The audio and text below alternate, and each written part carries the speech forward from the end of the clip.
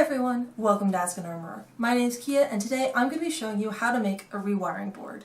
Now these are great if you have the space because you can make them hold multiple blades at once, as well as I personally find them a bit easier to load up than a rewiring chain. However, like I mentioned, they do take up a fair bit of space and are not particularly portable, so I keep both on hand depending on what I need to do.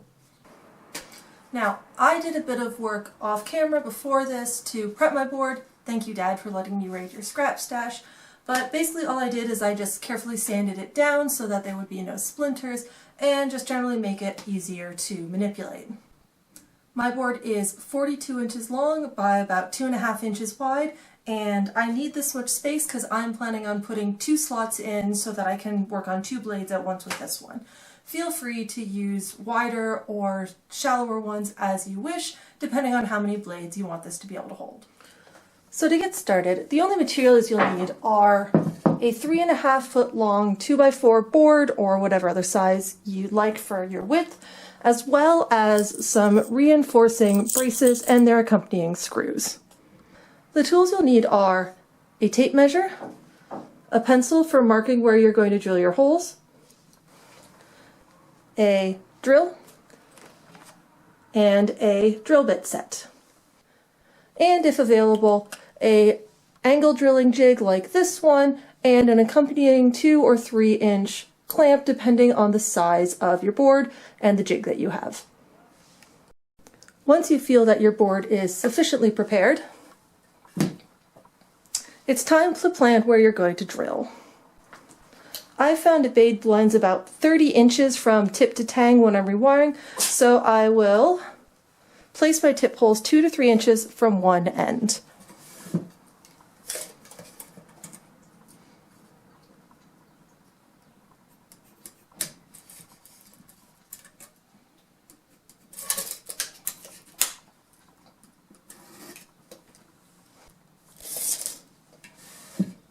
Next, measure 30 inches down the board from where your tip holes are and mark a spot for the tang holes there.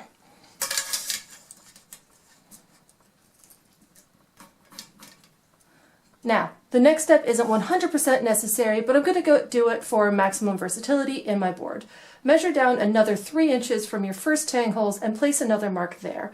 This will now give you 2 different bend lengths, which will work much better for stiffer weapons or for French grips.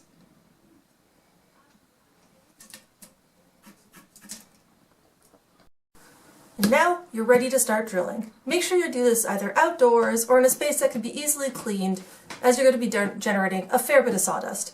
Also, forgive me for just using my coffee table as a workbench. As you can see, I'm still working from home as we're still in lockdown here. It's not ideal, but the one thing you need to know in Armory is how to work with what you've got. So I'm going to start with the tang holes, as these need to be at the 30-degree depth that my jig does. You want these holes to be at 30 degrees, as this is the stiffer part of the blade, which will therefore be entering the board at a much flatter angle.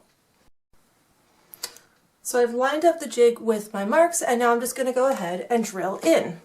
You just repeat this process until all of the holes are complete.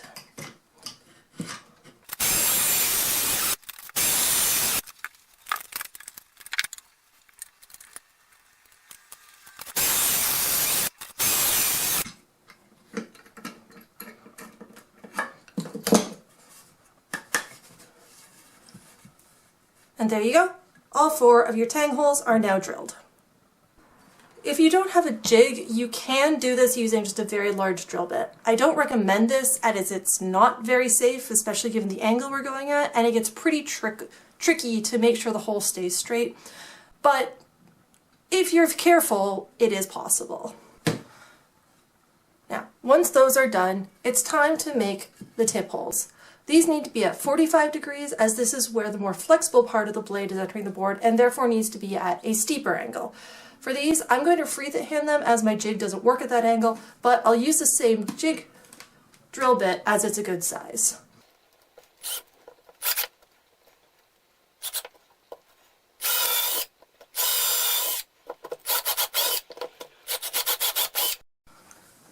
Finally, once all of your holes are drilled, it's time to reinforce them. This is necessary as the board will be very thin at the entrance of the hole, and repeated use will make it break down. This obviously isn't safe as it wouldn't hold the blade securely anymore and it could pop out and hit someone. So, using your aforementioned metal braces as a guide, place them over just covering the edge of the hole, and use your pencil to mark where the screw holes need to be. Now, switch out your drill bit for one that will match the screws and make your guide holes.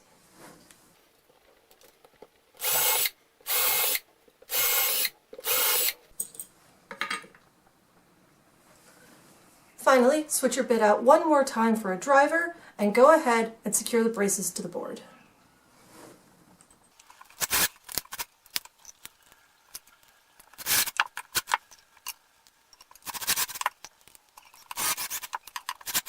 And there you go. Your very own rewiring rig is now complete. Of course, you could keep going to spruce it up with adding a sealant or possibly hanging points if you so desire, really anything you want, but this is the basic way of putting one together that you can feel free to modify as you wish. Thanks for watching, everyone. I hope you found this video helpful. If you did, please be sure to like and subscribe, and as always, if you have any questions, comments, or other topics you'd like me to cover, let me know down below. See you in the next one. Bye.